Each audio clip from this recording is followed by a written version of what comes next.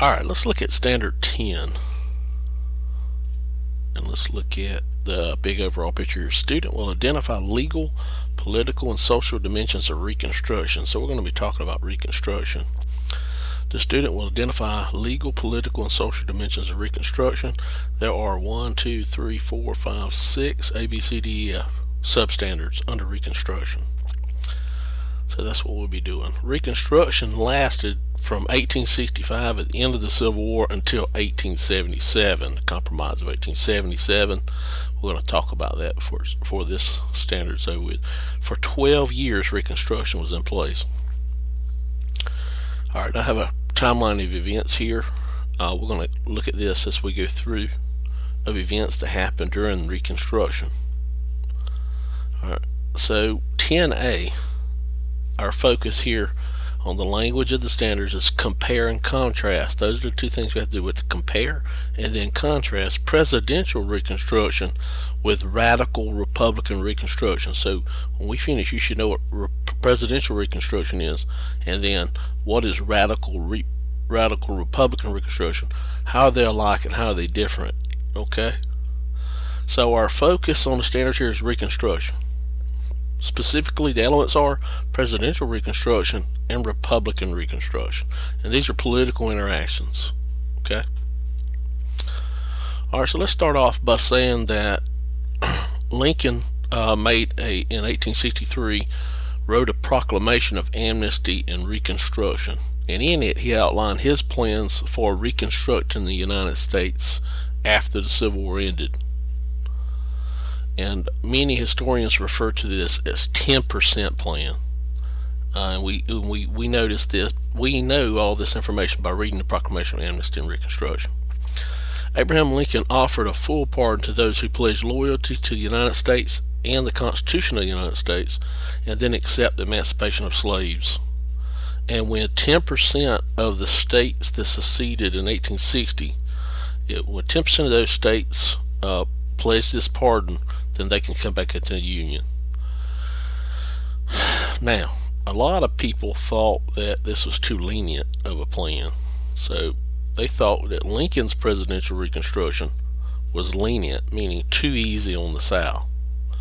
But, as we know, Abraham Lincoln did not get a chance to carry out his Reconstruction plan because in 1865, John Wilkes Booth assassinated Lincoln in Ford's Theater, and in the process assassinated his 10% plan.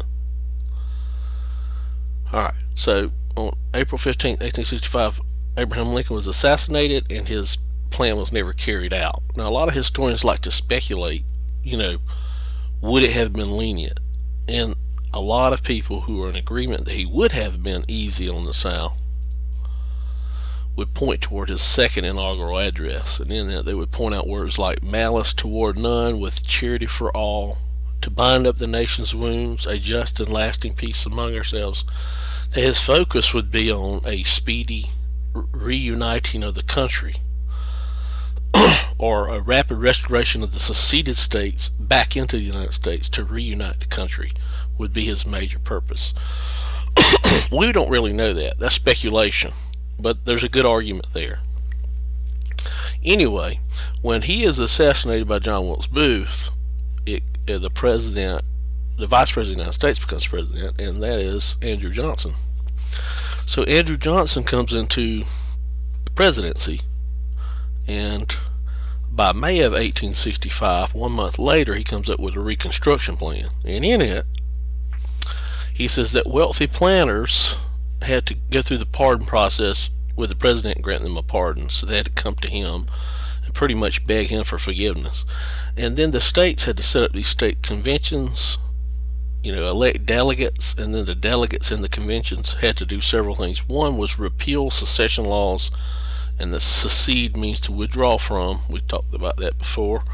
They have to repeal those laws in their states, and then they have to repudiate all Confederate debts, and then they had to ratify the 13th Amendment. So a little bit more than what Abraham Lincoln had planned in 1863, but still many people felt that Johnson was just after this quick or rapid restoration of the seceded states back into the nation just to reunite the country and bring it back together with not many changes. So presidential Reconstruction under Johnson, a lot of people argued, and when I say people, I mean radical Republicans in Congress, argued that it was still too lenient, too easy on the South.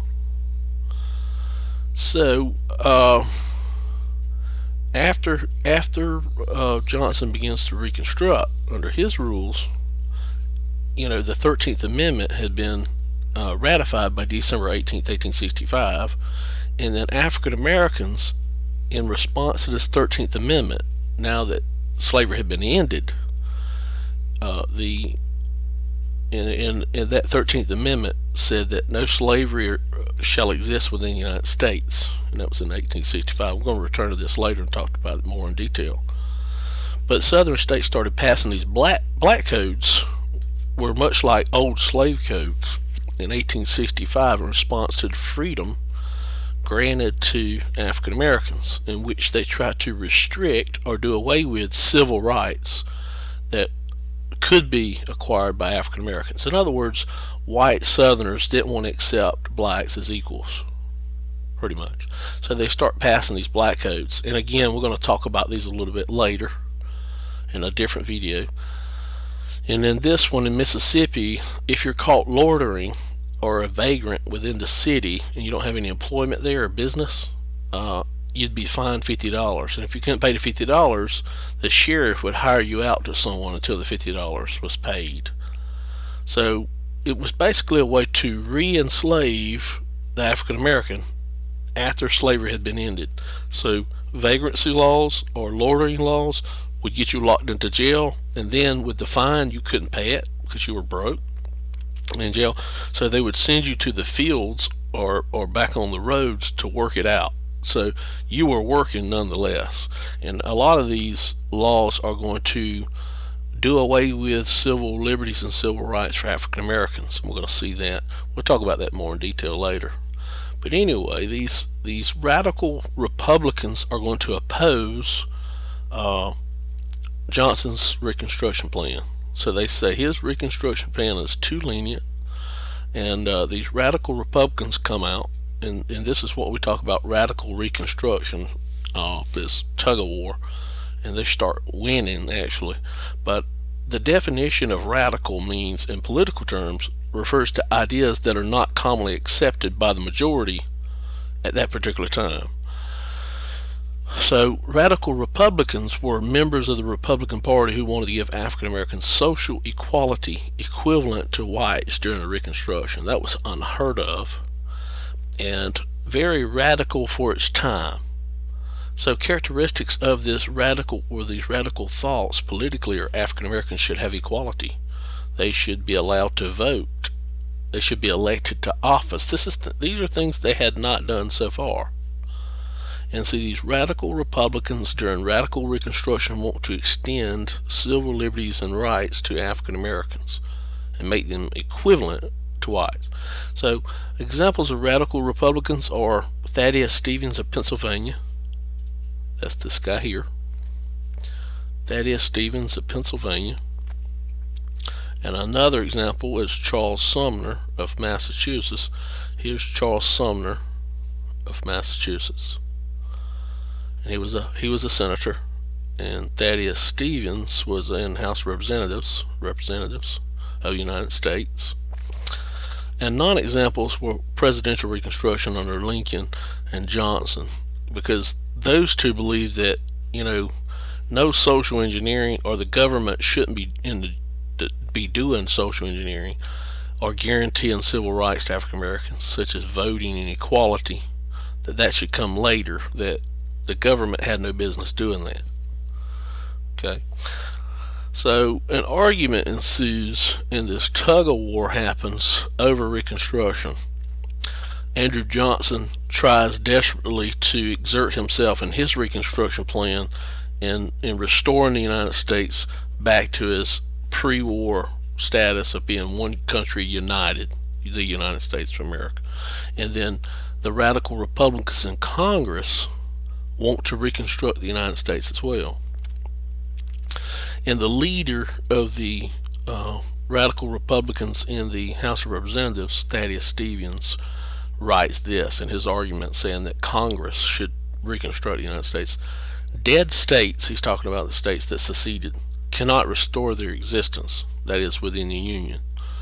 Whose special duty is it to do it? Whose special duty is it to do it? In whom does Constitution place the power? Not in the judicial branch of government, for it only adjudicates and does not prescribe laws. Not in the executive, for he only executes and cannot make laws. Congress is the only power that can act in the matter. And this was a speech in the House of Representatives December 18th, 1865, by this radical Republican that said Congress had the right to do it. Another radical Republican, Charles Sumner, here, it gives a speech. He says, "From the beginning of our history, the country has been afflicted with compromise. It is by compromise that human rights have been abandoned. I insist that this shall cease.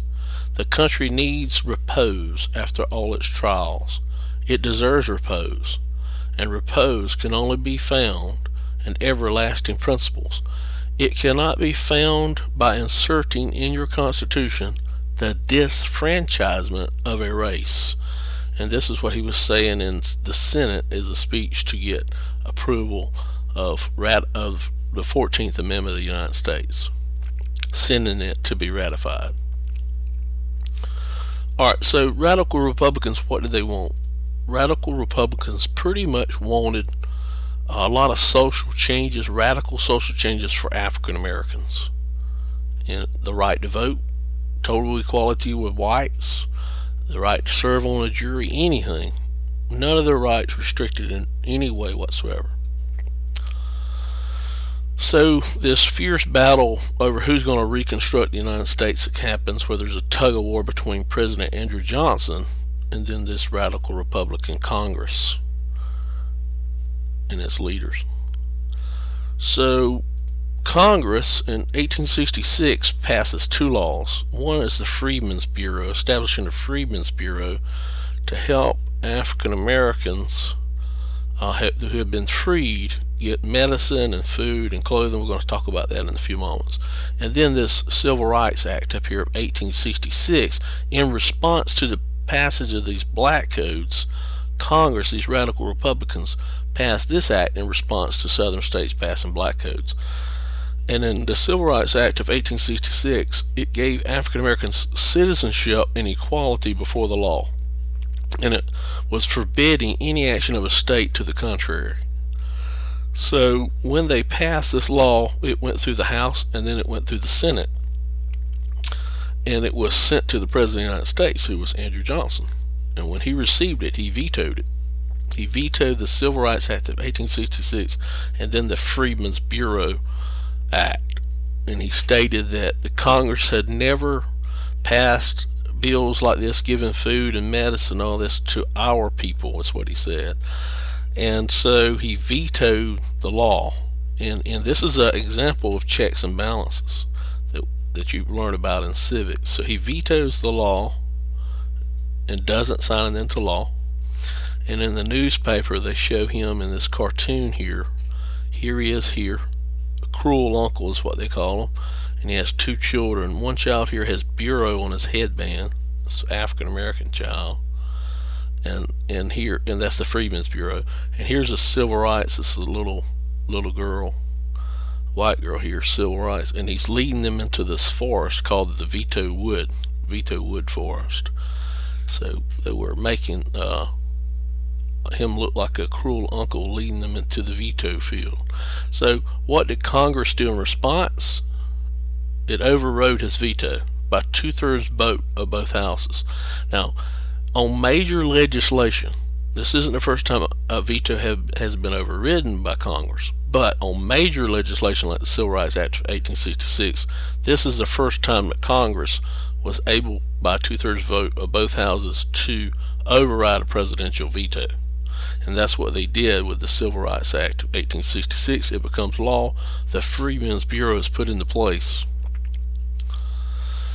Okay, on July 9th, 1868, the 14th Amendment will be ratified, but shortly in 1866, right after this Civil Rights Act of 1866 was passed, Congress got together and tried to push through the 14th Amendment, because the process, it has to go through both houses to be proposed, and it eventually is proposed, and then it goes to ratification, and in 1868 it will be ratified 2 years later, a year and a half later.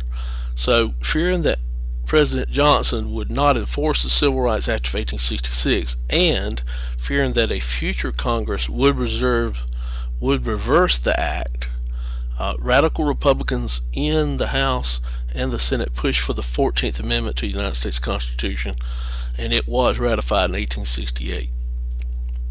And there's the language of it. It basically grants citizenship to African Americans, and it restricts states from denying any rights to African Americans who are now citizens, and then it gives due process of law to African Americans, and then equality under the law. We're going to talk about this 14th Amendment in the videos to come.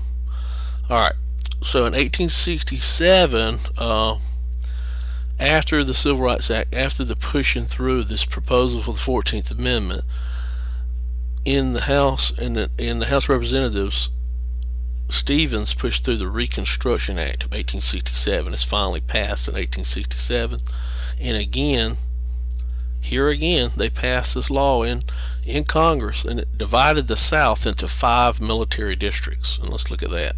Here's a map of the 5 military districts. We were in number 3, Georgia here. The 3rd military district. The 4th was over in Arkansas, Mississippi. The 5th was Louisiana and Texas. North Carolina and South Carolina were the 2nd district, and Virginia was the 1st district. So this Reconstruction Act, passed by the radical Republicans, divides the South into 5 military districts, and then in each district it gives a commanding general power in that district, and each general had the power to override the civilian authorities there, and they had to supervise the election and enforce the new changes and make sure all these new amendments were being accepted and put into place. Alright, so when they passed this Reconstruction Act of 1867, sure enough, they sent it to President Andrew Johnson. He vetoes it, the Reconstruction Act of 1867. And then he sends it back to Congress, and then they override his veto again, a second time, by 2/3 vote of both houses. So we see here that there's this tug of war going on between President Andrew Johnson and these radical Republicans in Congress. Now, in 1867, on March the 3rd, one day later, the passage come through of the Tenure of Office Act on March 3rd. And the Tenure of Office Act restricted President Andrew Johnson, or any president, from firing an official who had received Senate confirmation, went to the Senate, got confirmation for the job, without getting the approval of the Senate. So President Johnson could not fire an official without getting the approval of the Senate, pretty much. And so they sent Andrew Johnson, after the House and Senate pass it, they sent him, he vetoes this law, the Tenure of Office Act, and once more he sends it to them, and by 2/3 vote of both houses, they override his veto again and put into place the Tenure of Office Act. Now this says he couldn't fire anyone without the consent of the Senate. And it all boiled to a head in 1868, February 28th, when Andrew Johnson became the first president of the United States to be impeached by the House of Representatives. And Andrew Johnson violated the Tenure of Office Act by firing Secretary of War Edwin Stanton without getting Senate approval first.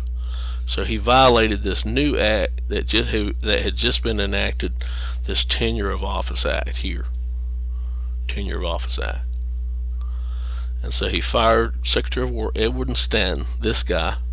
And so the House of Representatives, with the leadership of Stevens, that is Stevens here, this radical Republican, impeached Andrew Jackson. In other words, formally charged him And the articles of impeachment, there were 13, but really they just boiled down to one. He fired this guy in violation of the Tenure Office Act. So the trial of Andrew Johnson, the first president of the United States to be impeached, goes to the Senate. And then in this trial, they acquitted him, and acquitted means found not guilty. So he stayed in office. He was not removed by one vote. One simple vote. And we'll talk about that impeachment a little bit more later. All right.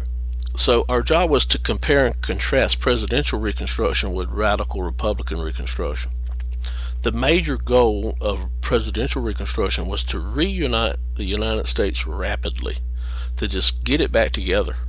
You know, it had been torn apart. Let's just put everything back together and become one again. But the radical Republicans wanted more. They were a little bit beyond the norm. They wanted to guarantee civil rights to African Americans. That was their main goal. And the plan with presidential Reconstruction with Johnson and Lincoln was to make the southern states accept the 13th Amendment, ending slavery. And the slavery was the biggest issue, that westward expansion of slavery causing all these problems. So just accept that and let's move forward. Let's tie up the nation's wounds, move forward in unity. And see, over here in the radical Republican Reconstruction, they wanted more than just to do that. They wanted social equality. True social equality for African Americans. Give them the right to vote. Let them have an equal stance with whites. And some Southerners could not accept this. But that's radical Republican Reconstruction. Social equality. Presidential Reconstruction, Johnson argued that that was not the job of the United States government. It was not the job of the government to practice social engineering, to make people equal. That's not our job. And the radical Republicans disagreed with him. They believed government should protect African Americans, aggressively providing equality for them. And so we see the 14th and the 15th Amendments going to be pushed through by these radical Republicans over here. So to summarize here, presidential Reconstruction was looked at as too lenient or too easy on the South. And then radical Republican Reconstruction was pretty much, they wanted social changes, dramatic and radical social changes for African Americans and African American equality. I hope we've met our objective, and I hope you understand this. If not, just rewind this. Just re-watch this video and ask questions in class. But our objective was to compare and contrast presidential Reconstruction with Republican Reconstruction. Good luck on the quiz and the EOCT.